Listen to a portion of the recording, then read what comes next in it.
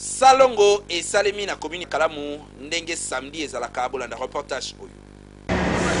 Na partenariat na ville province ya Kinshasa par l'entremise ya ministère ya environnement oyo kuma magepa ya Robert Luzolano mokole ya lelo bandeko ya ONG Congo Vi bakitaki na terrain pona kosala salongo et puis pona kolakisa ke esengeli ville province ya Kinshasa ezala peto yango wana babandaki salongo na commune ya Kalamu awa tozali na veine du stade Kobimati Sendwe bandeko bakombolaki bakuraki bakanivo bakataki matiti en présence na moko ministre provincial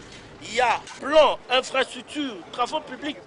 Robert Luzolano azalaki wana pote nyonso eleka malamu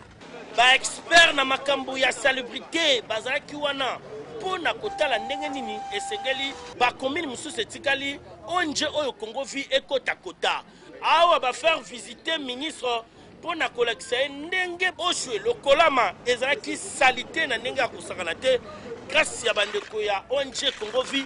nde ezui langi ya sika tala idéologie ya salongo esengeli e continuer